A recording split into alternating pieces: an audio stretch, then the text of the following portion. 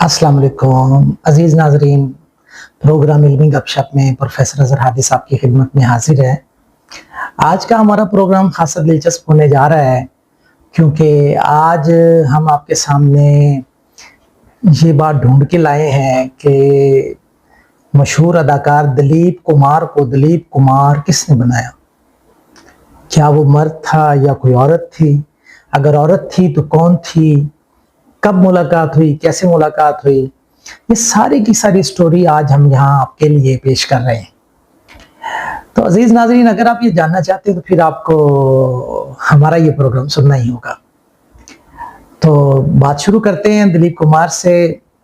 दिलीप कुमार पेशावर के इलाके में 1922 के ज़माने में पैदा हुए। अब जाहिर है ये बातें तो बड़ी आम हैं कि दिलीप कुमार जो है वो मशहूर एक्टर थे। 54 वर्ष पर मबनी उनका फिल्म कैरियर था। 8 बार फिल्म फेयर अवार्ड उन्होंने जीता। इसके अलावा हम ये भी समझते हैं कि 60 से जायद उन्होंने फिल्मों के अंदर काम किया और फिल्म के अंदर उन्हें ट्रेजेडी किंग का एक नाम दिया गया, ट्रेजेडी किंग। इसी तरह ये बात भी मशहूर है कि दिलीप कुमार और मधुबाला एक दूसरे से मोहब्बत करते थे और दिलीप ने बाद में मधु से शादी ना की। ये सारा कुछ तो आम बात है। आप सबको अंदाजा ही है कि दिलीप कुमार की जिंदगी बाद में फिर सायरा बानो के साथ जुड़ गई। सायरा बानो के साथ उन्होंने अपनी जिंदगी बसर की। दिलीप कुमार का कोई बच्चा भी नहीं हुआ। ये तो वो बातें ना जो पहले से ही आपको पता होंगी।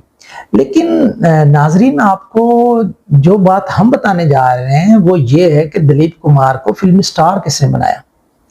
अब देखिए जी, जब दिलीप कुमार जो है वो अपने वालिद गिरामी के साथ फलों का कारोबार कर रहे हैं, एक दिन क्या होता है कि वालिद गिरामी के साथ उनकी कोई नोक-झोंक हो जाती है और वो वहां से खफा होकर पूना चले जाते हैं। अब पूना जब चले जाते हैं ना, तो पूना छावनी के अंदर उन्होंने एक छोटी सी कैंटीन बना ली और उस कैंटीन पर वो सैंडविच बना के बेचने लगे और बाकी काम भी करने लगे। अब दिलीप कुमार जो सैंडविच बना के बेच रहे थे, ये खासे फेम हो रहे थे और वहां पर ये मुख्तलिफ लोगों से उस वक्त तहरीक आज़ादी के हवाले से गुफ्तगू भी कर रहे थे। आखिर अंग्रेजों ने तहरीक आज़ादी पर गुफ्तगू करने के हवाले से दिलीप कुमार को गिरफ्तार कर लिया। अब दिलीप कुमार को जब गिरफ्तार कर लिया तो कुछ अरसे के बाद उनकी आज़ादी हो गई और वो वापस पूना छोड़ के वापस अपने वालिद साहब के पास आ गए। इनके वालिद साहब पेशावर से हिजरत करके बम्बई आ चुके थे। बम्बई में दिलीप कुमार ने दोबारा से अपना तालीमी कैरियर शुरू कर लिया और फिर से इनका निज़ाम चलने लगा। वहीं इनकी मुलाकात जो है ना, एक माहिर नफ्सियात से होने लगी। दिलीप कुमार नफ्सियात के हवाले से मालूमात रखते थे, पढ़ने लिखने वाले आदमी थे। तो उस डॉक्टर जो माहिर नफ्सियात थे उनसे इनकी जब अलग सेलेक्ट बढ़ी तो दोस्ती में बात बदल गई। एक दिन क्या हुआ, क्योंकि दिलीप कुमार के वालिद गिरामी फलों का कारोबार करते थे, उन्होंने दिलीप कुमार को कहा कि दिलीप, आप फलां इलाके में जाएं और फलों का एक बाग वो ठेके पे लेना, तो उसका एडवांस देकर आ जाए। दिलीप जब जा रहे थे तो रास्ते में एक जो ट्रेन का स्टेशन था वहां पर उन्हीं डॉक्टर साहब से मुलाकात हो गई। वो डॉक्टर जो थे वो माहिर नफ्सियात थे और एक मशहूर एक्टर देविका रानी से मिलने के लिए जा रहे थे। नाजरीन, ये ही वो औरत है जिसका मैं आपसे जिक्र करने लगा था कि देविका रानी ही वो खातून है जिन्होंने दिलीप कुमार को दिलीप कुमार बनवाया। हालांकि दिलीप कुमार तो जाहिर है यूसुफ खान थे, मुसलमान घर में पैदा हुए हैं, पोठोहारी बोली बोलते थे, हिंद को बोली बोलते थे, पश्तो पे भी अबूर था, उर्दू तो कमाल की बोलते थे, इंग्लिश भी उन्होंने बहुत अच्छी सीख ली। हत्ता के बाद में तो इतनी अच्छी इंग्लिश बोलने लगे कि लोग उनकी इंग्लिश को सुनते तो डिक्शनरी खोल लेते कि जनाब बड़े अच्छे लफ्ज बोले हैं, पता नहीं इसका मतलब क्या है। अब वो माहिर नफ्सियात जा रहा था देविका रानी का ज़हनी मुआयना करने के लिए और उसने कहा दिलीप को कि यार, तुम्हारी शक्ल सूरत बहुत अच्छी है, गुफ्तगू बड़ी खूब करते हो, भली बातें करते हो, मेरे साथ चलो। देविका रानी जो है वो बम्बई टॉकीज की मालकन है और मैं आपको उससे मुलाकात करवा दूं। अब दिलीप कुमार पहले तो झिझके, फिर उन्होंने कहा ठीक है मैं चलता हूँ, किस्मत आजमाई करते हैं। अब जब दिलीप उनके साथ गए और देविका रानी से जब मुलाकात हुई तो देविका रानी बला की ज़हीन औरत थी। अब यहाँ देविका रानी के बारे में थोड़ी सी बात सुन लें। देविका रानी जो है वो बंगाली जुबान के बड़े कद के शायर हैं रविंद्रनाथ टैगोर, जिन्हें अदब का नोबेल प्राइज भी मिल चुका है। ये उनकी अजीजदारी में से हैं। यानी रविंद्र नाथ के जो बड़े बेटे हैं, उनकी जो बेटी है वो देविका रानी की दादी लगती हैं। और रविंद्र नाथ लंबी उम्र पाई तो उन्होंने भी देविका रानी को पढ़ाने के लिए लंदन में, यूरोप में भेजा, और जो ड्रामा के हवाले से और फिल्म के हवाले से जो क्लासेस होती हैं, जो उनकी एजुकेशन है, वो उन्होंने कहा कि वो मुकम्मल करें। अब देविका रानी यूरोप से पढ़ी हुई है और इधर जब आई तो इधर उनकी शादी हमेश राय, एक अमीर आदमी थे, उनसे उनकी शादी हो गई। मुंबई टॉकीज जो है ना वो चलाने लगे। अब नाजरीन यहाँ एक छोटा सा वाक्य और भी ऐड कर देता हूँ कि ये देविका रानी को एक शख्स पसंद आ गया उधर ही जो फिल्मों में इनके साथ काम कर रहे हैं बतौर हीरो, जिसका नाम है नजमुल हसन।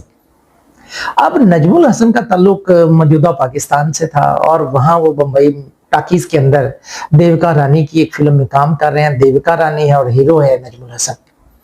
अब नजमुल हसन के साथ अंडरस्टैंडिंग इतनी ज्यादा बढ़ी कि देविका रानी ने अपने खामंद को छोड़ा और नजमुल हसन के साथ चली गई। कुछ लोग कहते हैं 2 महीने चली गई, कुछ कहते हैं 6 महीने चली गई, मुख्तलिफ रवायत हैं इसके बारे में।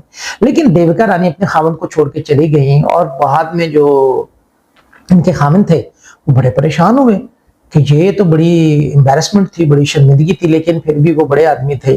जब देविका रानी वापस आई तो उन्होंने हंसी खुशी उनको कबूल कर लिया और फिर वो फिल्में बनाने लगे। लेकिन कुछ ही अरसे के बाद इनके खामन जो राय साहब थे उनकी डेथ हो गई। अब इस असना के अंदर जो है ना देविका का ताल्लुक अशोक कुमार से बन चुका था।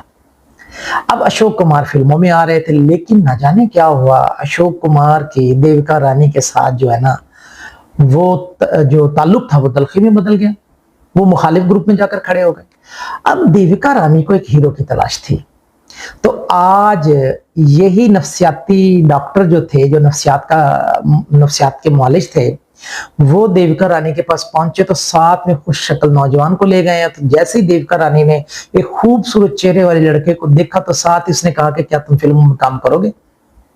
तो उन्होंने कहा जी मैं तो फिल्मों में काम नहीं करूंगा, मुझे तो पता ही नहीं है।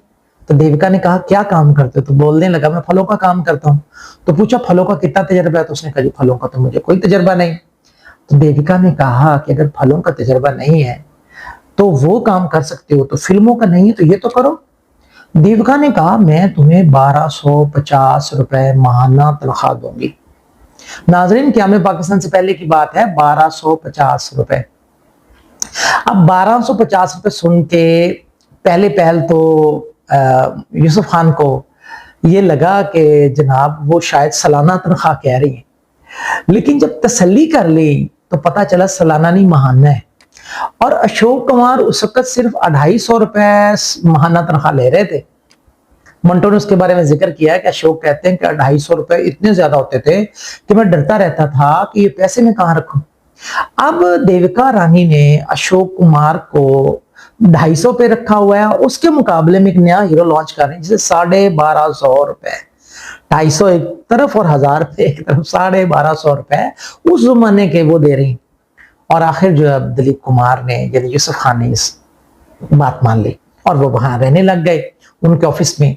कुछ लोग तो ये भी इल्जाम लगाते हैं कि देविका का दिल टूटा हुआ था, क्योंकि पहले तो मोहब्बत नजमुल हसन से करती थी, वो चले गए, बाद में उनके जो खामिद थे उनकी डेथ हो गई और अशोक कुमार के साथ उनका दिली रबत था, मगर अशोक ने उसको छोड़ दिया। तब वो अशोक को मजा चखाने की खातिर एक खूबरू लड़का लेकर आना चाहती थी ताकि उसका दिल चले और फिल्म इंडस्ट्री में बम्बई टॉकीज फिर से बहाल हो जाए। और कहते हैं कि अब जो एक खास ताल्लुक और रबत बन गया किसका, यूसुफ खान का यानी अलमारूफ दिलीप कुमार का और हमारी जो देविका रानी है इनका।